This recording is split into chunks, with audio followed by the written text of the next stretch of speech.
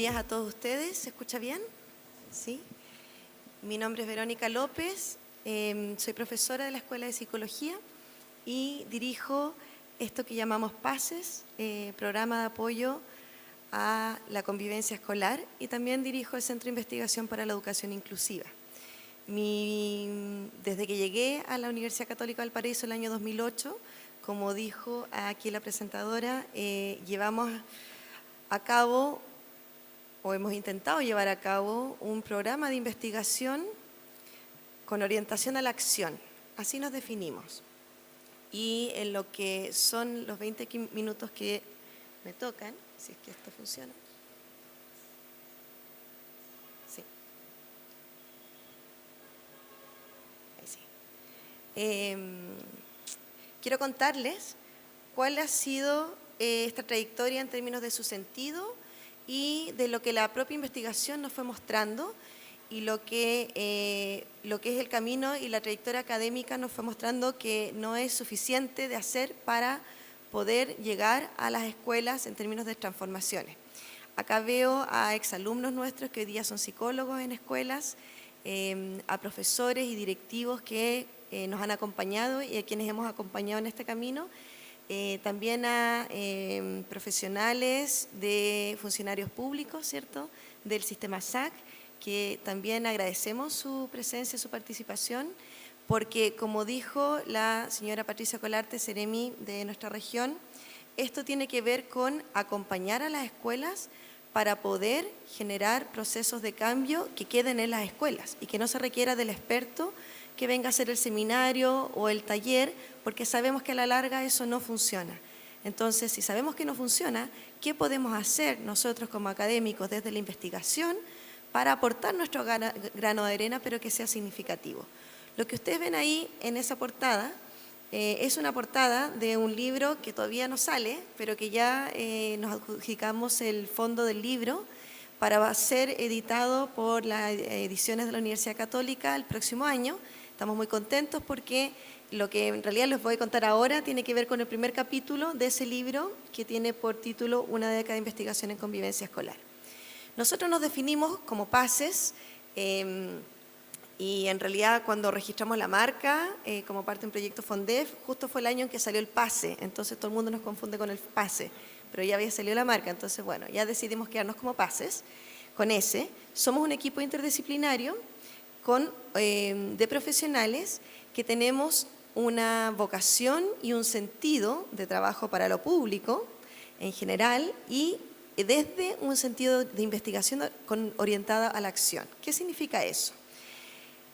Lo que nosotros nos dimos cuenta muy tempranamente, y me toca a mí contarles un poco la historia, es que en realidad para poder fortalecer las comunidades escolares se necesita algo mucho más que la investigación, porque la investigación que nosotros hacemos y que hoy día las perspectivas feministas han estado llamándole el extractivismo cognitivo o académico, tiene que ver con ir a las comunidades, en este caso a las escuelas, recoger información, analizarla, sacar el paper, volver a otra escuela y así.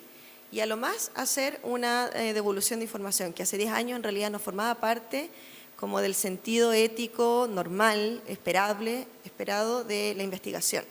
Nosotros partimos con ayudantes, algunos eran exalumnos, otros eran alumnos y hoy día ambos son doctores en psicología, Macarena Morales y Álvaro Ayala.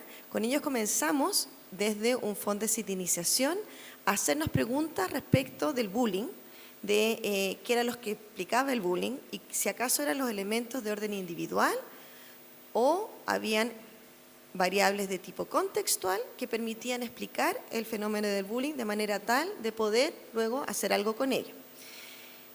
Y eso nos llevó a lo que ustedes ven aquí, que es a iniciar luego un programa de apoyo a la convivencia escolar, que si bien tiene investigación y desarrollo como su núcleo, también contempla la formación de capacidades, el desarrollo de tecnología, el análisis, el impacto y el trabajo con las políticas públicas. Entonces ahí también nos hemos transformado en una suerte de amigo crítico de las políticas públicas, tanto a nivel central como regional. Realizamos acciones de asesoramiento técnico-educativo y hay un tema nuclear que fue conformando el modelo PACES de apoyo y desarrollo, que es el de monitoreo, que va a contar luego Marian. Juan Pablo nos acompaña en esta mesa, él es el coordinador hoy día de PACES y él va a contar el hexágono verde, que es el tema de la formación de capacidades y cómo nosotros nos hemos pensado un modelo de formación y trabajamos en función de eso. Muchos de ustedes conocerán nuestra página web, que es paces.cl, y lo que pueden encontrar es, por una parte, las noticias, lo que vamos haciendo, eso también tenemos en Facebook, pero en realidad fundamentalmente son recursos educativos, algunos de ellos son los videos que pusimos antes de iniciar y que usamos ese material para generar, instalar capacidades, porque es parte de las acciones que hacemos en formación y capacitación. Y también ahí pueden encontrar recursos educativos en términos de muchas de las publicaciones nuestras también están ahí disponibles para descargar.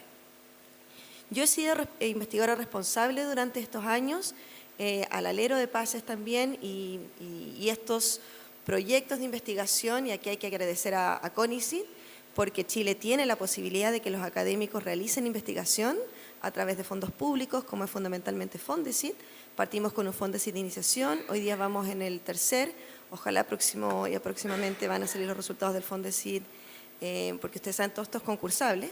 Hemos podido participar también de algunos FONIDES, que son del Centro de Estudios del Ministerio de Educación. Hemos desarrollado 2 FONDEF, que nos permitieron desarrollar el sistema de monitoreo.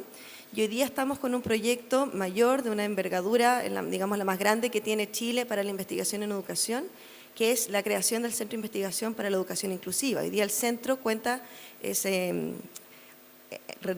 dura 5 años, renovable otros 5 años, y digamos, estamos por lo menos para 10 años, y tenemos un gerente que está aquí presente, Patricio Vázquez, a quien también agradezco todo el apoyo. Pero básicamente lo que nosotros nos fuimos dando cuenta, por ahí por el año 2009 ya, es que la producción científica, tal y como nos lo exige la política pública tal como se exige a los académicos a nivel internacional, no siempre necesariamente ni directamente aporta a la transformación social. Y esa es una constatación de las cuales nos hacemos cargo desde la Escuela de Psicología a la que pertenezco. Y a través de nuestro programa de doctorado, que también iniciamos durante estos años, yo fui directora 3 años del programa de doctorado, forma parte de una trayectoria de mirar la vida pública, lo social y la relación con la investigación de una manera conexa. Y darnos cuenta de que la producción científica no siempre necesariamente ni directamente aporta, significa haber desarrollado a través de la investigación, y vuelvo para atrás, cosas como este grupo. Entonces, no somos una ATE, no somos un grupo de investigación Fondesit, somos un programa, pero que se nutre de la investigación propia de nuestros proyectos de investigación, y hoy día contamos con el trabajo de otros doctores en educación, en psicología, que también aportan con proyectos propios. Yo solamente les voy a contar y voy ahora a ir como rapidito para que ustedes sigan el hilo argumental sin necesidad de entrar digamos, en el detalle, porque para eso vendrán las otras mesas.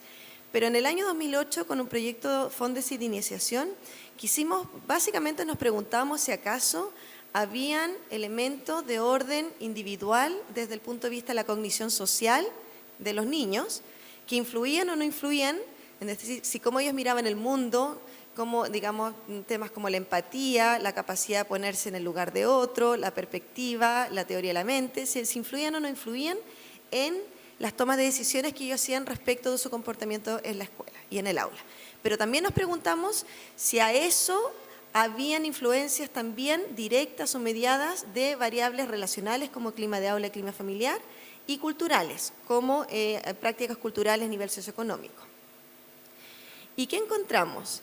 Que en realidad eran las variables de tipo contextual y no las intrapsíquicas las que explicaban las conductas de intimidación y victimización. Y esto fue un hallazgo muy relevante, porque la verdad yo pensaba que era al revés, ¿sí?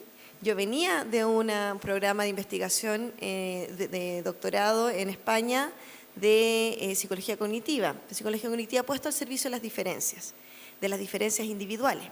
Entonces, había ahí una apuesta por teoría de la mente, cognición social, y en realidad nos dimos cuenta que no, que lo que más explicaba, además de algunas variables individuales como el sexo, género, es decir, son los niños, varones, y la edad, en realidad de sexto, séptimo luego tiende a disminuir, las que más explican la ocurrencia de tanto de conductas de matonaje, es decir, de agresión o intimidación, como de ser víctima, victimización. Pero que en realidad a eso se le sobreponía y explicaba con mayor fuerza las variables de tipo contextual, que eran clima de aula y clima escolar. Junto a Marian, que se unió en esa investigación, publicamos un artículo que ha sido bien importante que se llama La sala de clases sí importa, incidencia del clima de aula sobre la percepción de intimidación y victimización. Y con el título ya un poco les cuento, ¿no? De qué se trataba esto, de que, bueno, si la sala de clases sí importa, entonces que se requieren otros marcos de comprensión. Porque si pensamos que en realidad el problema es del niño, entonces tenemos que arreglar al niño, ¿sí? Y por lo tanto requerimos de estrategias de intervención de tipo individual. Pero si el problema no está en el niño, alguna vez acá en este mismo salón, hace como 9 años, una apoderada muy enojada, una vez que yo presenté acá, porque todo esto no es fácil, ¿no? Primero como de digerir, porque si lo tomamos en serio, entonces usted me está diciendo que en realidad si yo saco a mi hijo del colegio y que él es muy agresivo, pero si lo cambio de colegio, o sea, ¿cuáles son las consecuencias y la implicancia? Y la respuesta fue, mira, esto es ciencia, esto no es 100%, acá funcionamos siempre con probabilidades, pero es muy probable que sí, que el efecto del clima de la sala de clase fundamentalmente, pero sobre eso el clima escolar, te cambia el niño. Es como cuando, no sé si ustedes han viajado a otro país, han vivido afuera, uno va cambiando y cambia el propio modo de ser, porque el peso de lo social es muy fuerte y en realidad nos va estructurando, nos va modelando. Y eso es así, y por lo tanto, si hablamos de estos otros niveles, se requieren otros marcos de comprensión. Y ahí entonces que nos dispusimos tomamos la decisión de adherirnos a un modelo de análisis que viene de Alan Bronfenbrenner, de los años 60 en realidad, que es la teoría de los sistemas ecológicos, desarrollo humano, y que fue adaptada por unos investigadores norteamericanos, Dorothy Espeleth, y que hablan de la mirada social ecológica para entender el fenómeno de la violencia escolar. ¿Y qué significa esto? Que todos aquellos elementos de orden individual tienen que ser considerados, estar incrustados, embedidos en la palabra, dentro de elementos de aula, de escuela y culturales. Y entonces en un siguiente proyecto nos dispusimos a hacer justamente eso. Y esta imagen refleja, que es del año 2009, que es del seminario de evolución que hicimos con los resultados finales, un poco refleja esa idea, ¿no? De que hay un niño o una niña que algo le pasa, no sabemos qué, y que eso algo le pasa tiene que ver con algo que tiene que ver con la relación con sus compañeros, pero que detrás está la institución.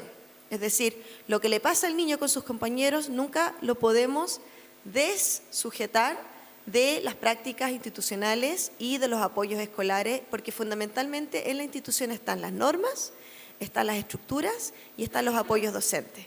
Y eso es algo muy importante de entender, que va en conjunto, ¿sí?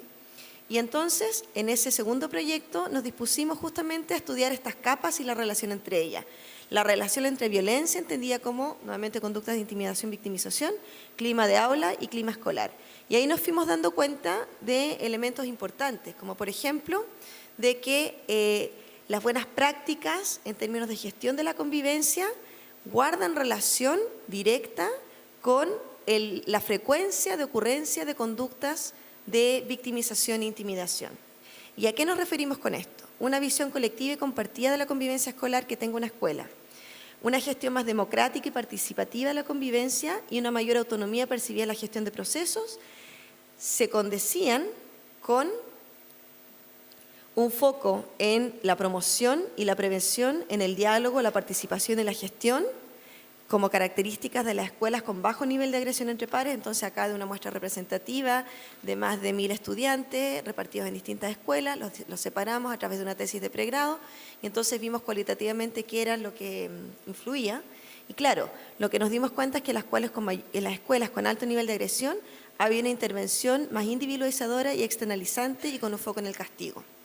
Y acá hay un artículo que publicamos en la revista Psique, que se llama Individualizando la violencia escolar, que fue los resultados de un estudio cualitativo etnográfico y que muestran justamente que como práctica discursiva hay una tendencia a individualizar los problemas sociales, socioeducativos, y les voy a poner el ejemplo de los niños PIE, que es lo que ocurre en el ámbito de la inclusión, que tendemos a individualizar el foco en niños y tendemos a categorizarlos y con eso etiquetarlos y estigmatizarlos.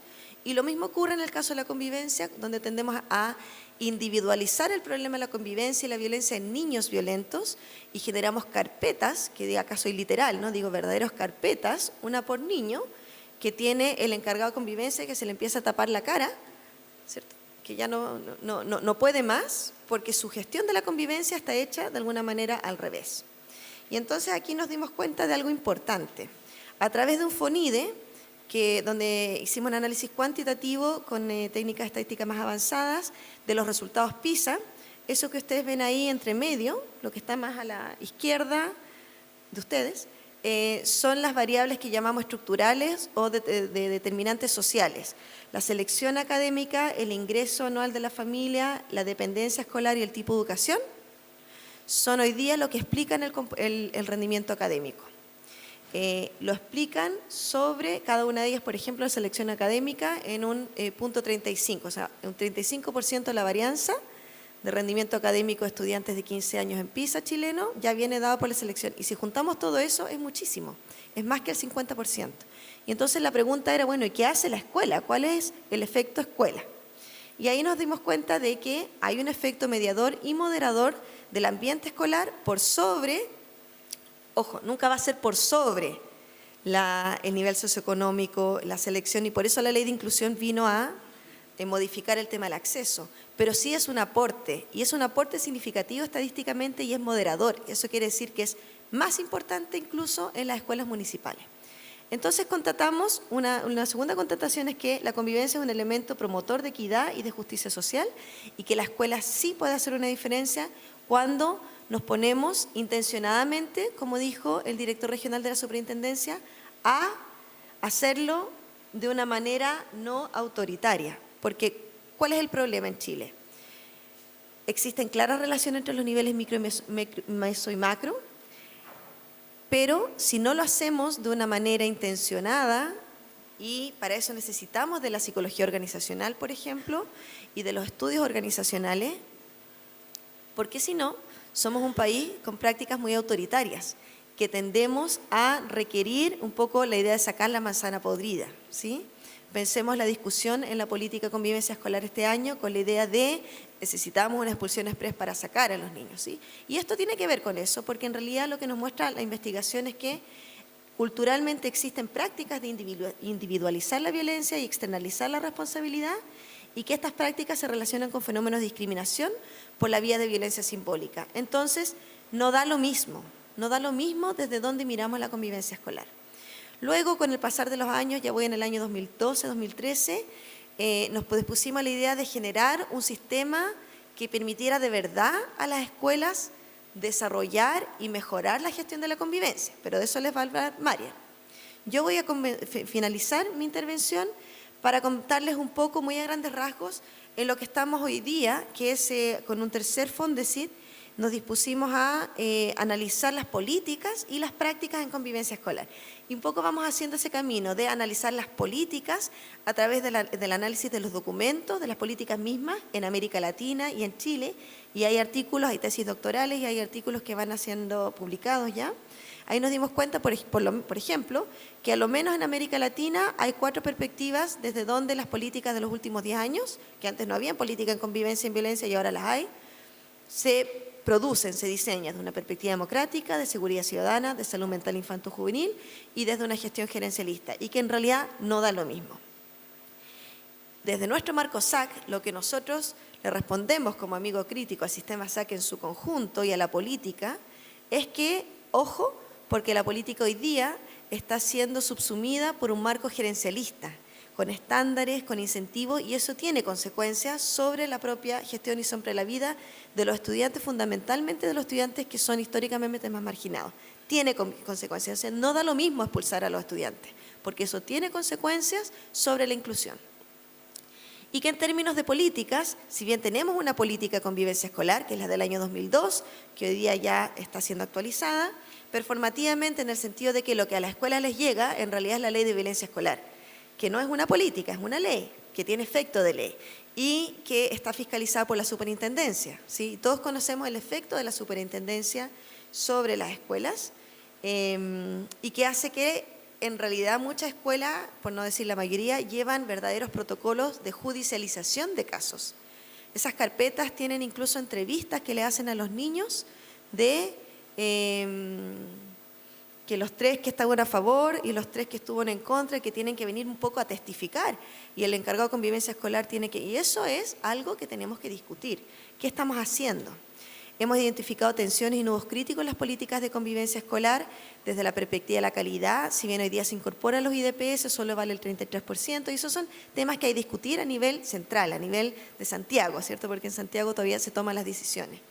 Respecto al espíritu de la ley, sanción versus apoyos, sanción versus formación. Hay un artículo publicado en Psicoperspectivas que habla de la política de la ley de violencia escolar, que es un híbrido entre una perspectiva, un paradigma formativo y otro sancionador. Y eso interpela a las escuelas a actuar de una u otra manera, y las escuelas no saben mucho qué hacer. Hoy día nos damos cuenta, y luego la investigación ahí nos ha ido mostrando que, tanto del punto de vista de quienes implementan las políticas, es decir, aquí fueron entrevistas a personas de funcionarios de la agencia, del Ministerio de Educación, de la Superintendencia, ellos también identifican tensiones a nivel conceptual, cómo entendemos la convivencia, metodológica, cómo la medimos, y en términos de gestión, cuál es el rol, cuál es el perfil, cuáles son las horas del encargado de convivencia, cómo gestionamos la convivencia de una perspectiva formativa, si también tenemos una sanción, lo punitivo, la amenaza de la sanción con la multa, etcétera.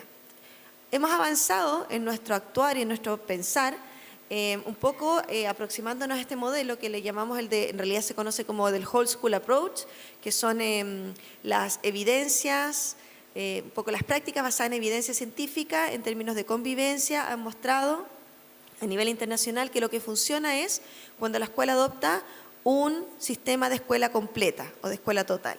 ¿Y qué significa eso? No me da tiempo para contarlos, pero ya en próximas oportunidades vamos a contar que en realidad tiene que ver con que el 100% de lo bueno tiene que ir para todos los niños y que en realidad solo un 5, un 10% de los estudiantes debieran ser esos casos, esos niños casos que nosotros atendemos. Porque si tenemos la pirámide al revés, es decir, con un 80, un 50, un 60% de niños los casos, quiere decir que estamos haciendo las cosas mal. Eso va a tener consecuencias para esos niños, porque eso perjudica sus trayectorias escolares, pero también tiene consecuencias para los profesionales, porque generan burnout y genera a nivel también de la política una mala gestión de la convivencia. Y por eso nos metimos en el tema de los actores, que va a ser la segunda mesa redonda. Para finalizar entonces, si la convivencia, vista desde tu punto de vista, como un modelo social o en perspectiva psicosocial, nos habla de los diseños universales, visto en términos de inclusión, de la promoción, eso se contrapone, y por eso la balanza, con algo que está muy presente, que vemos nosotros mucho en las escuelas, que es una gestión de la convivencia basada en un modelo médico, que habla del diagnóstico, de la atención individual y de la medicalización y de la medicación de los niños. El modelo psicosocial, que nos habla de prevención y diversidad desde este enfoque total de la pirámide, también se contrapone, y por ahí la balanza, que en realidad más pesa hoy día un modelo de atención judicial, y ahí las palabras claves son los protocolos, los debidos procesos y la judicialización de los casos. Y eso tiene consecuencias para la infancia, para el abordaje de la infancia. Estamos muy contentos de que después de haber publicado en el año 2015, creo que fue, el libro Nosotros sí Podemos, en conjunto con la Superintendencia de Educación Regional y con Hugo Díaz, quien trabaja en la Superintendencia, y Claudia Carrasco como editores junto conmigo, hoy día están a puertas 2 otros libros. Uno ya les conté, que es el de la década de investigación en convivencia escolar, y otro de asesoramiento en convivencia escolar que les va a comentar Juan Pablo. Y para finalizar, como les comentó Joel, hoy día estamos también con un centro de investigación para la educación inclusiva, y Paula Ascorra es la directora, la investigadora principal, que es la primera persona que está a la izquierda y quien va a estar en la segunda mesa redonda con ustedes, contándole de qué estamos haciendo en convivencia y bienestar hoy día desde la línea 1 del Centro de Investigación para la Educación Inclusiva. No me queda más que agradecer a todas las personas que no encontré fotos de antes, pero esta fue como la primera oficial que ya nos tomamos un día en Valparaíso cuando inauguramos el FONDEF, en el 2014 cuando estábamos cerrando los proyectos FONDEF, y en el año, no me acuerdo si este 2018 o 2017, creo que fue este año en enero, también en Valparaíso, y creo que ese conjunto, entre esas 3 fotos, estamos todos los que hemos sido, somos y seremos parte de PACES. Que muchísimas gracias a todos los de PACES.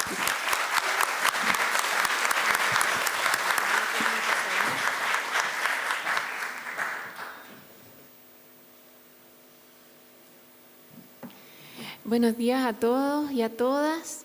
Estoy muy contenta de poder estar acá compartiendo con ustedes, ya que hace algunos años yo me tuve que ir de Valparaíso y estoy en Santiago, y a pesar de eso sigo colaborando con el equipo PACES en las investigaciones dirigidas al cambio social y al aporte a las escuelas y a las instituciones.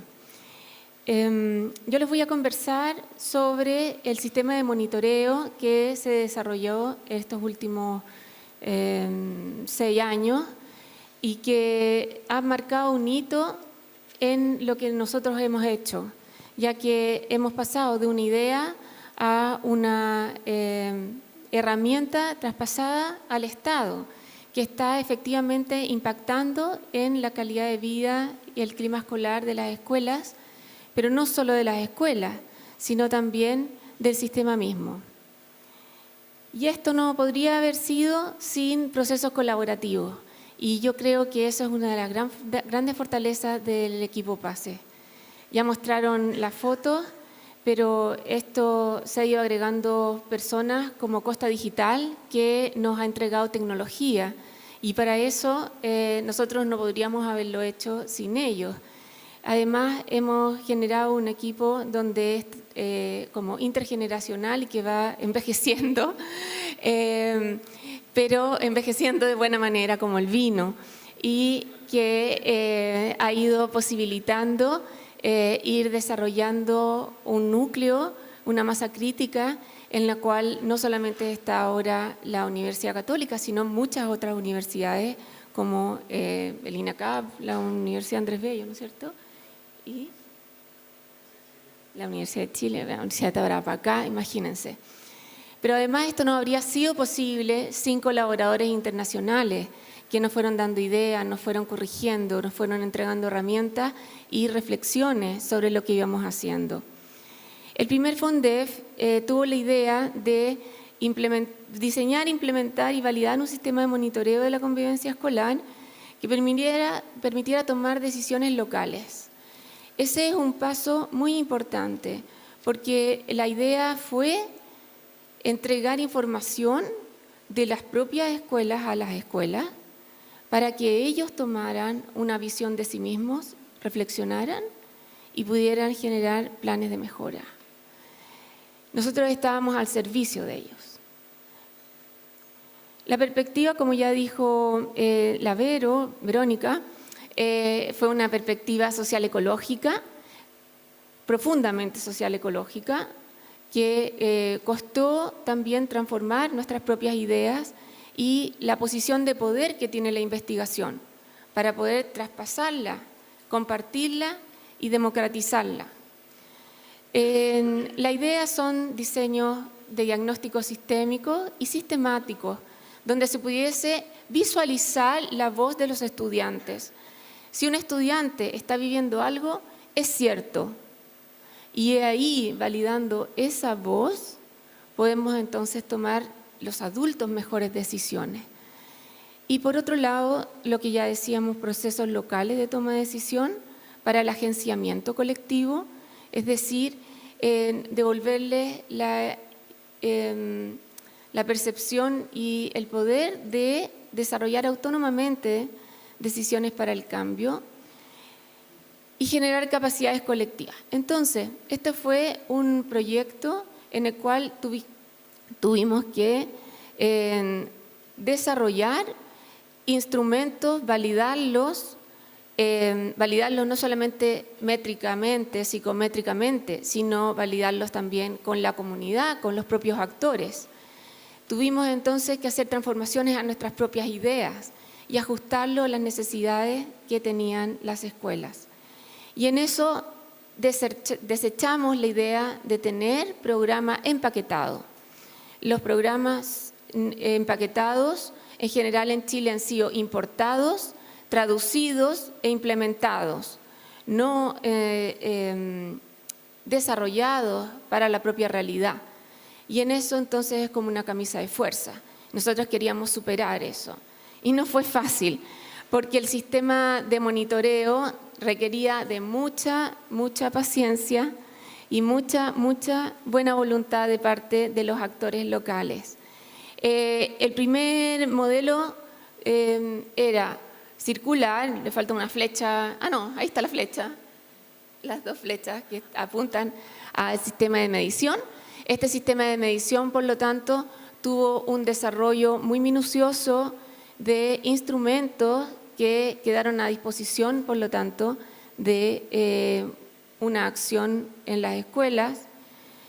Luego venía el sistema de evaluación y de reportes, en los cuales, como decía Verónica, se devuelve para la reflexión los resultados de estas encuestas, y hay se llama un módulo A, de interpretación, acompañamiento en la interpretación de estos resultados a estas escuelas, que eran del municipio de Valparaíso, ¿ya? Y luego venían, porque esto era una investigación, 3 modelos de asesoramiento que teníamos que ver si es que funcionaban, ¿ya? Y cuál era el mejor que podría funcionar. El primero fue un asesoramiento no presencial, era virtual, en el cual tenían que participar de módulos y tener un autoaprendizaje los encargados que habían sido designados por la escuela para tener este proceso. El segundo era un aprendizaje interescuelas en la que se generaban comunidades de aprendizaje. Y luego estaba el asesoramiento presencial, en el cual se entregaba asesoramiento a las escuelas. Esto no resultó tan bien porque las escuelas voluntariamente se inscribían, entonces, bueno, ahí hubo una de mayor interés a menor interés. Sin embargo, los cambios que se produjeron al interior de las escuelas, en todas hubo un aporte a la reflexión y a la toma de decisiones. Hubo mucho interés en poder entender lo que estaba ahí presentándose. Nuestra hipótesis fue que a mayor retroalimentación de la escuela, mayores posibilidades de focalizar las dificultades y orientar al cambio. Y eso resultó bien. Y que las tomas de decisiones locales basadas en información validada científicamente a través de este sistema de monitoreo que es continuo, ya que luego de este asesoramiento se hace un plan de acción y se vuelve a monitorear la escuela. Esto iba a servir para bajar los niveles de violencia y mejorar el clima escolar. Ya hemos un poco hablado de los principios básicos. Y entonces el sistema de monitoreo tiene estos productos en el FONDEF-CA. Hay una encuesta que está validada, que es conocida y es para los estudiantes, los profesores o los adultos y los apoderados. Entonces tiene esta visión social ecológica en la cual queremos tener la mirada de los actores sobre el mismo fenómeno. ¿Para qué? Para dialogar y ver cómo son válidas todas esas miradas que son diferentes. Luego tenemos estos reportes que son generales, entregan una visión global, entregan detalle por dimensiones de esto, que son los matices de lo que estamos midiendo, y también se entrega un Excel por si quieren hacer las propias escuelas sus análisis. Entonces, realmente se les entrega el desarrollo de esta tecnología. Y luego viene el asesoramiento a las escuelas. ¿Para qué? Para generar un aprendizaje continuo y ajustar las necesidades de la escuela para volver a verse, a escuchar a todos y a poder reflexionar para el cambio. El proceso, entonces, como les decía, tiene mucha de voluntad de las propias escuelas y mucho de paciencia. Se tenía que pedir que participaran. Tenían que querer conocer lo que estaba pasando al interior de su escuela y tenían que tomar decisiones informadas. Esta era parte del proceso. Así se veía la encuesta. Hay un consentimiento informado que los estudiantes, los adultos y los apoderados tienen que acceder, o sea, es voluntario también a nivel individual. Y yo aquí agradezco a Costa Digital porque tuvo mucha paciencia en cambiar muchas cosas. Así más o menos se ve lo que contestan los chiquillos. Esto es muy importante porque la decisión de desarrollar tecnología es innovadora en los sistemas de monitoreo. En muchos países lo que se hace son distintos sistemas en papel o como la prueba de aptitud, no, se llama la PSU, perdone, donde uno marca una cosita y después se pasan por la máquina. Y esta es una información que se genera mucho más inmediatamente, pero requiere de que las cosas funcionen tecnológicamente. Y en las escuelas no todas funcionan tecnológicamente porque el sistema de la sala de computación, ¿no? Y entonces tuvimos que hacer varias cosas para que pudiesen las escuelas colaborar unas con otras cuando tenían dificultades técnicas. Y muchas escuelas no se conocían y estaban a un par de cuadras. Ahí nos dimos cuenta también de que las escuelas estaban viviendo intramuros, defendiéndose del entorno. Todo el trabajo cualitativo que se fue realizando a lo largo de estos años pudo entregarnos una visión muy concreta, muy realista de los procesos complejos que estaban viviendo las escuelas más allá de la convivencia escolar. Y por eso entonces lo que decía Verónica, se hace urgente trabajar con el sistema SAC, en cierta manera, ¿sí? Y los reportes más o menos se veían así, ¿no? Como si usted está bien en estas dimensiones, decía una manito, y si usted no está bien, así, ¿ya? Entonces se ven los ítems y se operacionalizan como qué es lo que de qué estamos hablando cuando vemos los resultados, ¿ya? Esto ya lo dije.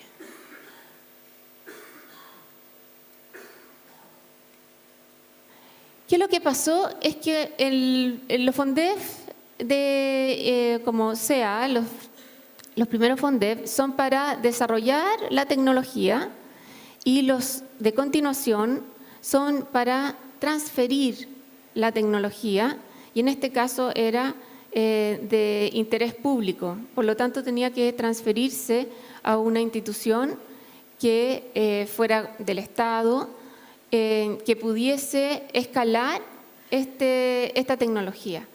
Y entonces dentro de las cosas que nosotros no podíamos transferir finalmente de este FONDEF eran los tipos de asesoría. Era muy complejo, muy caro poder llevar a cabo estos sistemas de asesoría.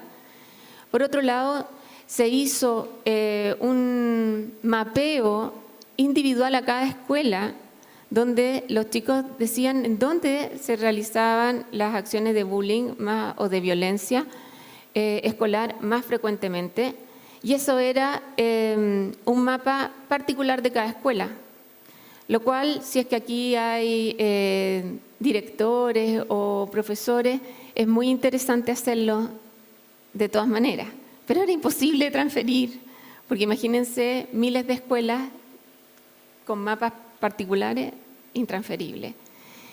Y por otro, los procesos participativos que nosotros llevamos de la creación y el ajuste de la aplicación y del instrumento tampoco son transferibles, porque uno transfiere la tecnología como paquete y eso hace que no podamos hacer cambios posteriormente.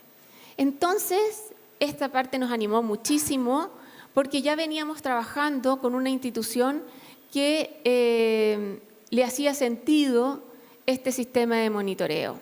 ¿Por qué? Porque ya llevaba muchos años desde su creación desarrollando un programa basado en evidencia y con un desarrollo científico. Este es Habilidades para la Vida de JUNAEP. Ellos también tienen un sistema de encuestas y de reportes, pero a menor escala, en cierta manera, y desde un modelo biomédico o biopsicosocial, digámoslo, para los niños de primero a cuarto básico, ¿ya? Ese era como en nuestra época. Y su objetivo es aumentar el bienestar psicosocial y el éxito en el desempeño escolar. ¿Cómo lo hace Habilidades para la Vida? Lo hace a través de la pesquisa y del desarrollo de distintas intervenciones que también son desde un modelo social ecológico, ¿ya? Y el segundo ciclo, que es de quinto a octavo básico, tenía el foco en la convivencia escolar. Entonces fue un match que fue muy virtuoso. Ellos tienen una cobertura nacional y nos permitía, por lo tanto, hacer un escalamiento de gran magnitud. Eso.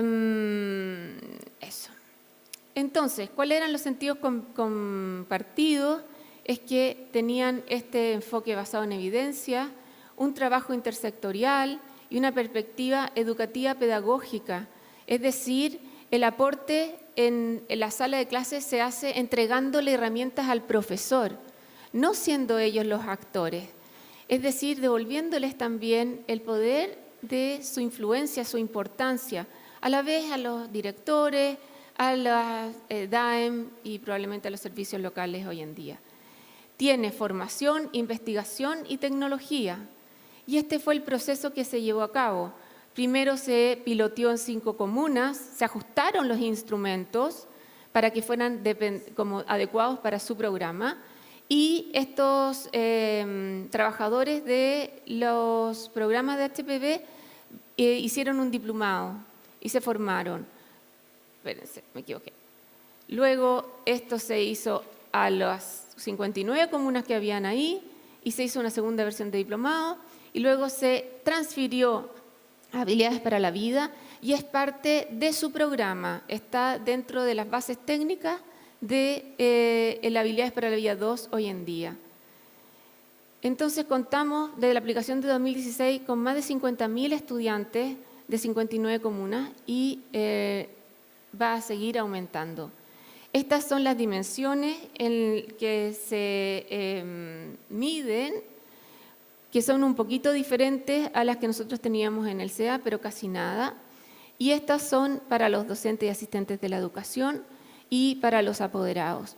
Como ustedes se darán cuenta, el clima escolar, el clima de aula y el bienestar son elementos claves que van a ser mirados por dos de los actores, porque bienestar personal no está en los padres y apoderados, pero sí clima y clima de aula.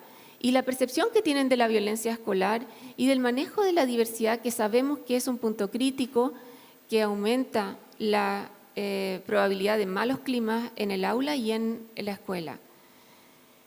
Y así más o menos se ve un reporte en el cual nosotros podemos ver, en el naranjo sería como cómo está mi colegio, en el gris podríamos decir que es la comuna, tenemos también el informe regional y nacional. Esas son las posibilidades que tienen todos los actores a distinto nivel de autonomía para poder ver más detalles o menos detalles, con los cuales pueden tomar decisiones. Fue un sistema complejo en el cual había muchos actores, como pueden ver, y la transferencia tecnológica, ¿para qué decirles? Porque el empaquetamiento y la transferencia de todo un sistema computacional para la toma de decisiones, además de la formación de las personas que están ahí trabajando en las habilidades para la vida, es un proceso que era muy delicado era de artesano para poder dejarlo completamente funcionando. ¿Qué es lo que era importante? Y con esto voy terminando. Era la confidencialidad del estudiante y de la escuela. O sea, esto no es público, esto no es una lista, no es un ranking.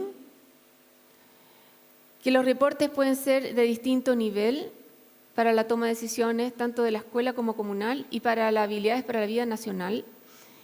Hay un soporte para la interpretación de parte de los equipos de habilidades para la vida. Hay un asesoramiento para la elaboración e implementación del plan de mejora, que es parte del sistema obligatorio para las escuelas, y rigurosidad en el trabajo. Y de parte de habilidades para la vida, mucho compromiso y buena voluntad, y también que tenían que tener de dedicación de 4 horas mensuales.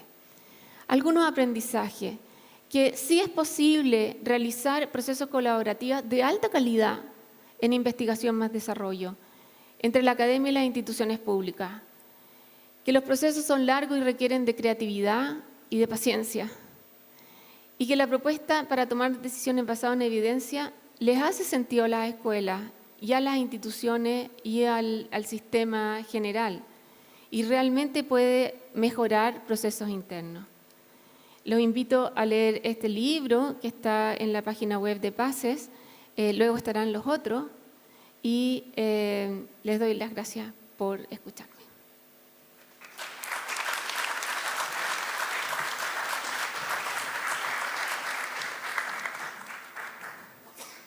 Estamos con la cita musical, el pasador siempre falla. Muy buenos días, mi nombre es Juan Pablo Álvarez y soy coordinador general del programa Apoyo a la Convivencia Escolar PACES. Primero que todo, manifestarles mi inmensa alegría. De verdad, para nosotros esto es una celebración y es una alegría inmensa poder mirar muchas caras conocidas, ¿no?, que hemos vivido en instancias de formación, instancias de investigación, colaboración en investigación, apoyo a las políticas públicas, sostenedores, comunas, amigas, que de verdad es sumamente gratificante poder verlos a todos acá reunidos, especialmente en estas fechas que son tan complejas. Bueno, lo que espero presentarles un poco tiene que ver con una de las líneas del programa Apoyo a la Convivencia Escolar. De hecho, voy a tomar 2 y desde ahí voy a elaborar un concepto en particular. Bueno, nosotros ya Verónica habló harto de cómo fuimos desarrollando esta línea de investigación. Marian conversó respecto a cómo el sistema de monitoreo se instala en la política pública, también como una forma de asesoría a la escuela. Y yo voy a tomarme justamente del componente de asesoría, pero también del componente de formación. Nosotros como PACES, desde la Escuela de Psicología, tenemos un diplomado en convivencia escolar que ya lleva 5 versiones y vamos a la 6ª. Entonces, mi intención es tomarme de estas 2 líneas de asesoría y de formación para desarrollar un concepto en particular que es muy importante para nosotros, que tiene que ver con el acompañamiento o el asesoramiento en sí, ¿no? Por lo tanto, voy a tratar de desarrollar una estructura breve de 3 elementos, algunos principios, muchos de los cuales ya se han mencionado, así que voy a pretender no redundar. En segundo lugar, los aprendizajes que hemos desarrollado desde el acompañamiento y la formación. Y este segundo punto pretendo desarrollarlo desde 2 perspectivas. Una perspectiva desde quien vive los procesos de asesoramiento y de formación, un poco la sistematización de los cursos, de los diplomados, de los acompañamientos que hemos hecho a escuelas en la elaboración de planes y otras cosas. Y también desde la perspectiva de quien asesora y de quien acompaña, que quizás es uno de los elementos más fundamentales de la cual nos hemos ido dando cuenta y de la cual hemos ido aprendiendo en estos 10 años. Para finalmente plantear ciertos desafíos en los distintos niveles del sistema educativo respecto a qué pasa con la formación, qué pasa con el acompañamiento en convivencia escolar. Para eso primero queríamos compartir una cita que está en el libro que está por salir, ¿no?, de asesoramiento en convivencia escolar, que dice: el asesoramiento es una práctica de construcción de vínculos humanos, es una práctica con historia, que revive el pasado, personal, colectivo e histórico, en un presente en el cual no podemos dejar de luchar por aquellos que soñamos de la escuela y de la sociedad. ¿Qué quiere decir esto, no? Primero, de que trabajar acompañando procesos de mejora, ya sea desde fuera de la escuela, que es un poco lo que nos toca hacer desde el programa Apoyo a la Convivencia Escolar, pero también desde quienes trabajan dentro de la escuela, requiere necesariamente un vínculo humano, que pareciera ser algo de perogrullo, algo que fuera una obviedad, pero que no necesariamente es así, porque muchas veces hay ciertos enfoques, tal cual lo vamos a ver a continuación, de posicionarse en la escuela y ante la escuela, que es de una posición de un experto, de un sujeto que tiene un saber muy superior y por lo tanto que trata de manera muy asimétrica a las comunidades educativas y a los actores educativos, cuando realmente la mejora se produce cuando hay confianza, cuando hay relaciones humanas auténticas y cuando hay luces de esperanza. ¿Y a qué me refiero con esto? Que es un poco lo que cierra esta cita, ¿no? Cuando nos damos cuenta, cuando podemos ver aquella fisura, cuando podemos ver aquel espacio de resistencia dentro de la escuela donde nos podemos pensar una escuela distinta, donde nos podemos pensar un sistema educativo distinto y que todos los espacios sociales lo tienen, ¿no? Siempre donde hay reproducción también hay resistencia. Y por lo mismo también cuando uno se trabaja la idea del acompañamiento en convivencia escolar, siempre tiene que partir de que como comunidad en conjunto tenemos que encontrar dónde están esas fisuras y cuáles son nuestros recursos como escuela para llegar hacia ellas. Y ahí estos 3 puntos que ya lo hemos mencionado, solamente los voy a enunciar. Cómo tomamos decisiones, pero con información que nos permita tomar decisiones. Cómo fortalecemos las capacidades de gestión de las comunidades educativas, es decir, que los apoyos le permitan a las escuelas desarrollarse y no dependan de los apoyos para apoyarse, aunque suene como un trabalengua. Y el acompañamiento situado. Y aquí algo que nosotros decimos siempre y pareciera ser, a veces incluso está decepcionante, pero que hay que asumirlo, de que no hay recetas. De que qué fácil podría ser entender de que la gestión de la convivencia escolar, la mejora escolar tuviera una receta particular y que fuera única y que pudiéramos establecer uniformemente. Y lo que nos dicen todas las investigaciones y también lo que nos han dicho estos 10 años trabajando con las escuelas es de que no, de que lo que le sirve a una escuela no le sirve a otra, porque tenemos características muy distintas, en contextos muy distintos, con realidades muy distintas, con estudiantes muy distintos, con docentes muy distintos. Y por lo tanto también hace el sentido, este es el principio del modelo social ecológico que ya comentaba Lavero, lo voy a decirle Lavero, para que estamos en confianza, estamos con hambre. Y acá, 2 puntos que creo que son importantes y que es un poco lo que hemos tratado de trabajar desde nuestra propuesta de acompañamiento y formación. Cuando digo que no hay recetas, también voy a hablar de que, ojo, con mirar solamente la casuística de las cosas. Tenemos la emergencia, ¿no? Tenemos los problemas, tenemos los incendios, ¿no? La metáfora del incendio dentro de las comunidades educativas, que son las situaciones concretas que nos apabullan, que nos producen malestar, que nos generan crisis, ¿no? Pero esas situaciones realmente es lo visible de algo que es mucho más profundo, que tiene que ver justamente con las culturas y las políticas que están a la base de aquellas prácticas que se dan en la escuela. Entonces, ¿cuál es este principio en nuestra propuesta de formación?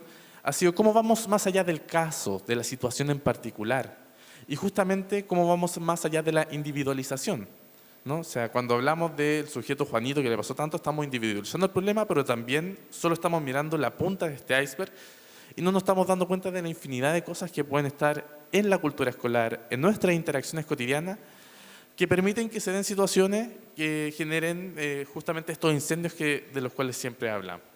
Entonces, ¿cómo transformamos las políticas y las prácticas de la escuela? Por lo tanto, cualquier proceso de acompañamiento y de formación tiene que tratar de ir a lo profundo. Perfectamente podríamos, para poder después subir a las prácticas, o mirar las prácticas desde lo profundo. Pero lo que no podemos hacer es solamente mirar la acción cotidiana como algo aislado, como una situación en particular, una casualidad. Y para eso necesitamos un acompañamiento que sea, como le decía anteriormente, que sea un acompañamiento desde la autenticidad. Y aquí yo creo que la idea de amigos críticos es bien interesante. Uno tanto de quienes acompañan dentro de la escuela, dependiendo del encargado de convivencia, duplas psicosociales, docentes, pero también quienes acompañan desde afuera, los sostenedores, y nuestra experiencia misma, es que un amigo crítico es literalmente el amigo que uno le puede decir, oye, cuando uno va a ir a una fiesta, ¿no? Y le va a mostrar cómo se ve y le dice, pucha, te quiero mucho, pero te ves mal, ¿no? Te quiero mucho, pero te lo voy a decir esto, mira, podrías cambiarte esto quizás, o genera preguntas para que uno trate de remirar lo que está haciendo. En el acompañamiento a la escuela un poco es lo mismo, en el sentido de que el amigo crítico es alguien que genera un vínculo y que presenta preguntas, diseña escenarios, posibilita propuestas que le permita a la escuela mejorar. Que no es el experto que viene a decirle a la escuela qué mejorar y cómo hacerlo, sino que él es la persona que viene a facilitar ciertos procesos. Y aquí está el rol del facilitador, que tomamos la tipología de Fuchs, que plantea unas 5 características que para nosotros siempre han sido centrales. Primero, cómo uno es activador, impulsador de relaciones, ¿no? Cómo uno diseña contextos, cómo uno acompaña, cómo uno promueve la creatividad y también cómo uno es testigo de esos cambios. Quien acompaña en convivencia escolar, quien forma en convivencia escolar, pero se cree necesario todo el tiempo para que exista la mejora, es porque efectivamente no estamos generando capacidades dentro de la escuela. Me voy a adelantar a los aprendizajes. Los aprendizajes, como les decía, lo articulamos desde los aprendizajes de las comunidades educativas, un poco cómo hemos ido sistematizando esos distintos cursos que hemos realizado con la escuela y que son cosas que ellos mismos también se han dado cuenta al momento de diseñar un curso de formación. Y por otro lado, los aprendizajes nuestros. ¿Qué claves tenemos para la formación y acompañamiento de las comunidades educativas? Primero, la articulación de los procesos de formación y de acompañamiento con los distintos organismos conectados a la escuela. Muchas veces encontramos el espacio como de los cursos, ¿no? Como estas semanas que quedan justamente a principios de enero, entre vacaciones de invierno, pero que parecieran ser como algo puntual y desconectado de lo que la escuela viene haciendo y que tampoco conversa o incluso a veces se repite y redunda con lo que están haciendo otros actores que ya están trabajando en la escuela, desde el mismo SAC hasta del rol del sostenedor. Y ahí, por ejemplo, es muy importante la coordinación, la comunicación y el diálogo que hay entre sostenedor y escuela para justamente poder articular una propuesta formativa articulada. Segundo, la relevancia del bienestar del personal del establecimiento, así como de los espacios de reflexión y diálogo. Un elemento que nos ha pasado muchas veces cuando acompañamos a escuelas es que aparecen dos temas, uno que es la catarsis, ¿no? Que siempre hay como un momento de la catarsis, que en sí misma no está mal siempre y cuando no nos quedemos en ella y podamos generar desde ahí a la motivación y a la movilización de recursos. Y lo otro es cómo agradecen y reconocen la necesidad de poder tener espacios de reflexión y de participación y de diálogo permanente dentro del espacio educativo. Hay muchas veces que uno pareciera ser que va a generar un curso y una actividad que no tenía diseñado para 10 minutos fueron 50 porque de verdad la comunidad educativa necesitaba conversar mucho. Cosas que quizás en la cotidianidad o no tienen los espacios o los espacios quizás no han estado articulados para ello.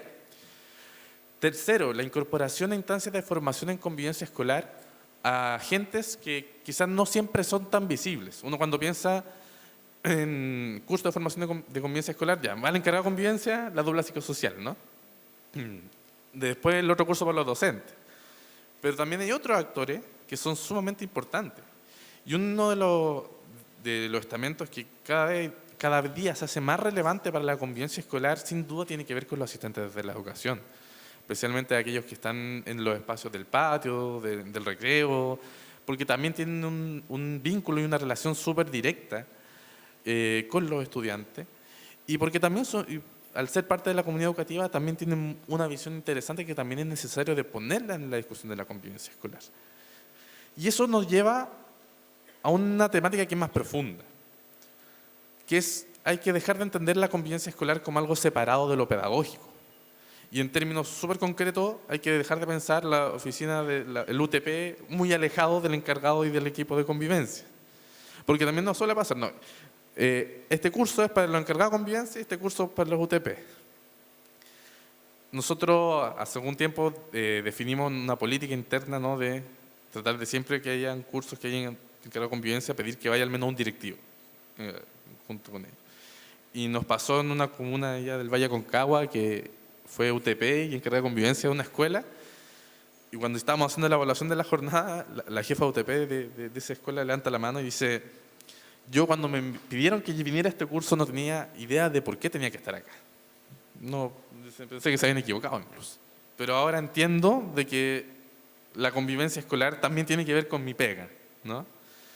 Y yo creo que también ahí va cómo vamos articulando, no solamente en el discurso, no solamente desde las orientaciones, sino como también en la práctica, en la realidad, y también en la formación, esta articulación de la convivencia escolar como un elemento pedagógico.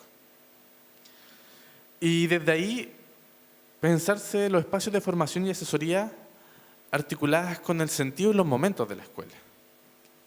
Quienes necesitan y quienes saben más de los procesos que están viviendo son los establecimientos. Por lo tanto, también todos los elementos de acompañamiento y de formación que ustedes pueden realizar, y esto lo estoy hablando de la sistematización que hicimos justamente con muchos sostenedores y escuelas, es que cuando uno lo articula también tiene un sentido distinto. Hay veces que uno hace un curso de formación para abrir una pregunta que se va a ir desarrollando. Otras veces para profundizar una temática que ya se ha venido trabajando. O incluso a veces tiene que ver con un punto de evaluación y de reevaluación de ciertas estrategias que ya hemos venido desarrollando. Entonces, cuando podemos articular nuestros espacios de acompañamiento y de formación con el proyecto educativo, con el plan de mejoramiento, con lo que está haciendo Sostenedor, efectivamente podemos potenciar este proceso de mejora. Y finalmente, identificar necesidades y generar instancias desde la participación de la comunidad.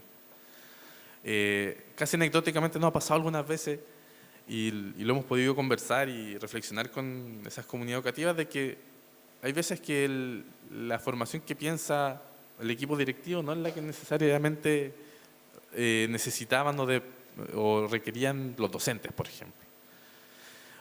O también cómo eso se articula con los otros actores educativos.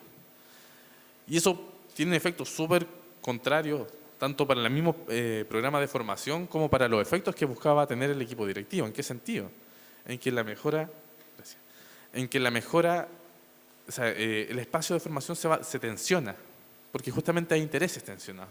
Y cuando quizás estábamos pensando en hablar de clima de aula, realmente teníamos que hablar de un montón de cosas antes. Entonces, estas claves son, como les decía, más que recetas, tips nuestros, tiene que ver con una sistematización de cosas que hemos ido levantando con escuelas y sostenedores a lo largo de estos 10 años respecto a los cursos de formación y a la asesoría y acompañamiento que damos como programa de apoyo a la convivencia escolar. Pero también nosotros hemos aprendido mucho, porque si hay algo que nos hemos dado cuenta, y quizás la primera idea, es que uno no puede acompañar, si ya dijimos que no hay recetas, uno no puede acompañar de la misma forma a todos. Y si dijimos que la práctica de asesoramiento es una práctica que es histórica, también es histórica de quien acompaña. Por lo tanto, es muy importante siempre de quienes acompañan, tanto dentro de las escuelas como fuera, estar continuamente problematizando las perspectivas, los marcos de referencia con lo que uno está mirando. Hay veces que uno mira desde la historia personal, incluso desde la propia historia como cuando fue uno estudiante en la escuela. Uno mira desde su disciplina. Uno mira desde los contextos en los que se mueve, ¿no? Por lo tanto, cómo uno cuando acompaña problematiza, siempre tiene esa mirada problematizadora respecto a uno mismo, que finalmente es la gran conclusión que nosotros hemos llegado en estos 10 años, de que finalmente para acompañar a escuelas y para poder problematizar con la escuela hay que problematizarse uno mismo primero, ¿no? Segundo, de que el equipo de asesoramiento debe tener en consideración elementos de la política educativa, la cultura escolar y la cultura docente. Todas las escuelas son distintas y todas también tienen dinámicas distintas. Y también hay escuelas donde hay mayores niveles de bienestar y también hay otras en que el malestar se posiciona como un elemento importante. O que también las relaciones de poder se dan de manera particular. Entonces, es bien importante que cuando uno acompaña tiene que también leer, aprender a conocer. Por eso la relación auténtica, ¿no? Porque esto no es un maletín que uno va y lo aplica, sino que esto tiene que ver con mirar y situar la escuela. A esto nos referimos cuando situamos la escuela. Y lo último, entender de que este proceso también tiene errores y tensiones, ¿no? Porque todos también hemos vivido ese proceso de crisis de sentido, y aquí yo estoy hablando de todo y toda, en general de la educación, que es parecer de que no cambia nada, ¿no? Pero para eso, primero hay que entender que el cambio en la escuela es súper lento, pero sumamente, si lo hacemos de manera sistemática y en el tiempo, es sumamente poderoso. Segundo, saber de que las escuelas están en distintos niveles de desarrollo, y aquí está un poco los estadios del mejoramiento escolar que ha desarrollado el equipo de Cristian Beley, donde el cual también Verónica pudo participar en algunos de los libros y también parte del equipo. Como también hay distintos estadios de desarrollo. Hay escuelas que uno llega y quizás están arriba, ¿no? Y quieren fortalecer ciertas cosas. Pero quizás hay escuelas donde primero hay que normalizar y generar mecanismos más de base. Normalizar en el sentido de generar las bases para poder construir otras cosas. Finalmente, para terminar, compartir algunos desafíos. Primero, a nivel de política pública, ¿cómo no entendemos los apoyos, la formación, el acompañamiento en el contexto de políticas de rendición de cuentas con altas consecuencias? Es decir, y ahí yo creo que ha sido muy fructífero el trabajo que hemos realizado justamente con la gente del Ministerio de Educación, de Superintendencia, porque también una pregunta que aparece dentro de esos lados de cómo acompañamos a la escuela. Pero el tema es cómo acompañamos también sabiendo de que el tema del CIMSE y de la evaluación tal como está hoy día, genera esta rendición de cuentas con estas consecuencias con la amenaza de cierre incluso. A nivel de sostenedores, políticas de formación y acompañamiento de escuelas articuladas. ¿Cómo se articula lo micro, la necesidad de la escuela con la idea de pensarse también un proyecto comunal? Y yo creo que también hay hartas comunas que han venido desarrollando elementos bien interesantes. Acá mismo en Valparaíso también hemos podido acompañar a comunas como Quillota, Curacaví también, entre otras. Procesos participativos en la generación e implementación de estos apoyos. Y a nivel de la comunidad educativa, primero, comprender la convivencia escolar desde un enfoque pedagógico, planificar pedagógicamente la convivencia escolar, articular estas instancias con el proyecto educativo, con el plan de mejoramiento, y para quienes acompañamos tanto dentro de la escuela como fuera de la escuela, problematizar nuestras miradas y comprender y acompañar los tiempos del cambio de la escuela.